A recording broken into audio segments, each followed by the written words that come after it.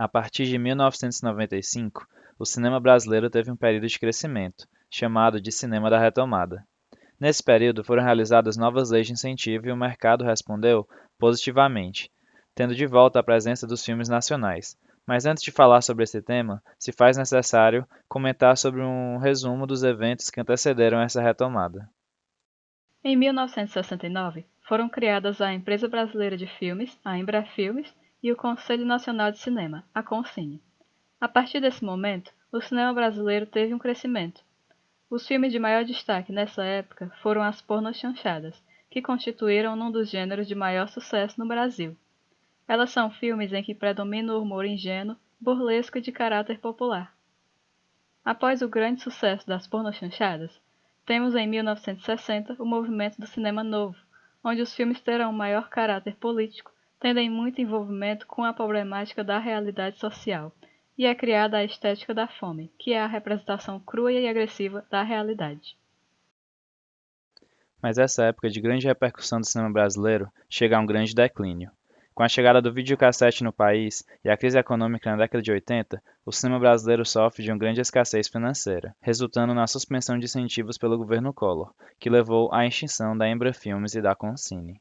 Logo que ele entrou, ele deu uma cacetada grande no sistema que existia de produção e distribuição no Brasil.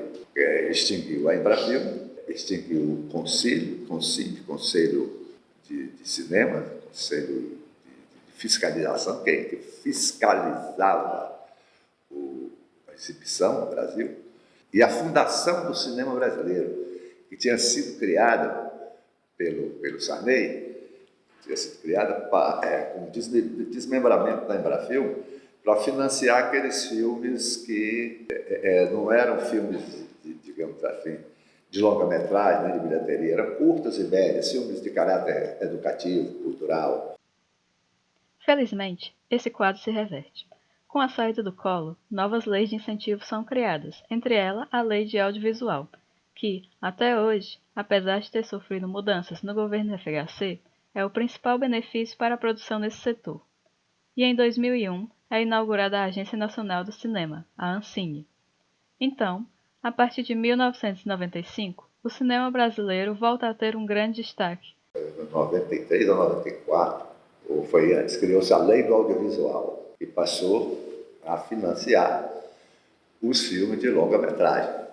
E, ficando na Lei Rouanet, os filmes documentários de curta e média metragem. Nesse período do Fernando Henrique foi criada também a ANCINE, Agência Nacional de Cinema, num modelo até certo ponto parecido, muito distante com a Embrafilme. A ANCINE passou a arrecadar muitos recursos, porque criou-se umas contribuições, Condecine, contribuição do cinema brasileiro, vive patrocinando aí os concursos, as coisas, e tem muito recurso. Esse momento marca vários fatos importantes para o cinema brasileiro. Um destes é que agora os equipamentos e os custos de produção estão mais acessíveis. Com isso, os filmes desse período apresentam uma notável melhoria técnica em relação aos filmes brasileiros anteriores.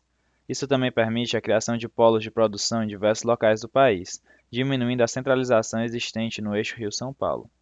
Como esses filmes são produzidos em diversas regiões e por vários artistas diferentes, também são apresentados filmes com diversas temáticas, e não mais filmes de caráter apenas regional, que seguissem estéticas pré-determinadas. Durante esse período, o cinema nacional vai ter um destaque internacional também. Filmes como Central do Brasil e Cidade de Deus vão concorrer a prêmios internacionais de grande porte, como o Oscar e Festival de Berlim.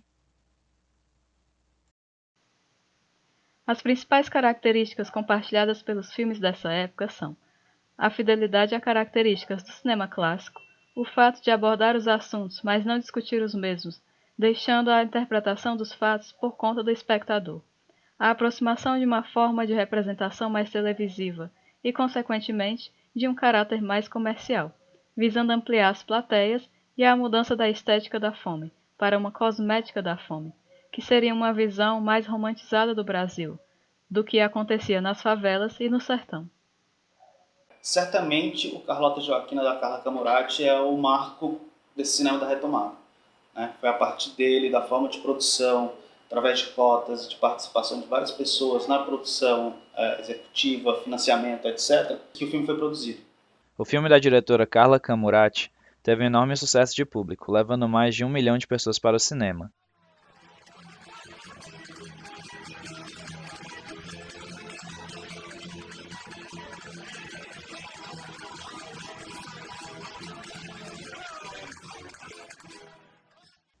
Nesse mesmo ano, teremos diversos outros filmes lançados, tendo 14 longa-metragens produzidos apenas em 1995.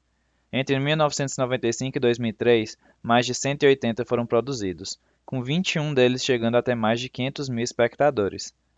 Então, Carlota Joaquina é o marco do cinema da retomada por ser o primeiro filme a ocupar a sala de cinema no Brasil, nesse período pós-fechamento Embrafilme, pós-corte de incentivos à cultura. Dentre os filmes que marcaram essa época, podemos citar O Quatrilho, Terra Estrangeira, Um Céu de Estrelas, O que é isso, companheiro? Central do Brasil, Notícias de uma Guerra Particular, O Alto da Compadecida, Abril Despedaçado, Bicho de Sete Cabeças, Janela da Alma, Madame Satã e Ônibus 174. É importante lembrar também a volta do documentário ao cinema, porque a gente sempre fala do filme de ficção, mas o documentário também volta com uma certa força. É claro que não com o mesmo público, com a mesma bilheteria e com a mesma produção do filme de ficção, mas o documentário ele retorna com algumas produções muito importantes. E aí vale citar o Ônibus 174, do José Padilha, que vai relembrar aquele fatídico episódio que aconteceu no Rio de Janeiro, ou seja, ficou conhecido nacionalmente. O José Padilha vai fazer um resgate desse episódio, recorrendo a imagens televisivas e produção de entrevistas, etc. Como é que a senhora sabe? Mãe sabe dessas coisas. Não tem nenhum documento dele com foto? Não tenho, não, senhora. Outro filme que foi marco dessa época foi Cidade de Deus, filme dos diretores Fernando Meirelles e Kátia Lund. O filme representa uma sintetização desse movimento, sendo possivelmente o filme brasileiro mais reconhecido internacionalmente, ocupando atualmente a 21ª colocação entre os filmes melhores avaliados no popular site de cinema Internet Movie Database. Cidade de Deus também marca uma divisão em relação ao movimento do cinema da retomada. Alguns estudiosos afirmam que ele marca o final desse movimento. Outros afirmam que ele foi o ápice. Porém, filmes após o Cidade de Deus também se encaixariam no mesmo movimento, como por exemplo o filme Carandiru. E existem outros que afirmam que ainda hoje estamos no período do cinema da retomada, visto que as leis de incentivo e o mercado brasileiro se encontram instáveis desde essa época. Mas é o que vai separar o cinema da retomada do que a gente conhece como cinema da pós-retomada, que é o Cidade de Deus, que é um filme de 2001, se não me engano, 2002, e ele vai fazer esse divisor de águas do milênio e que alguns pesquisadores consideram que é um filme que vai nessa questão a partir da retomada, mas abrindo uma nova página da nossa história, que é o que ficou conhecido como cinema pós-retomada. Independente do quanto se argumente o fim do cinema da retomada, a sua importância para a revitalização do cinema nacional é imprescindível. Atualmente, a maioria dos filmes possuem objetivos comerciais e são produzidos pela Globo Filmes, sendo grande parte do gênero comédia. Isso é devido, principalmente, a uma dificuldade de divulgação e exibição das obras locais. Infelizmente, apenas os filmes de grande produção conseguem chegar aos cinemas comerciais. Os filmes independentes necessitam de fortes incentivos para ter alguma visibilidade. Para a maioria desse pessoal, o cinema é aquele carro pegando fogo, é o avião explodindo. Não é a história. Para nós, o cinema é a história que se conta na tela.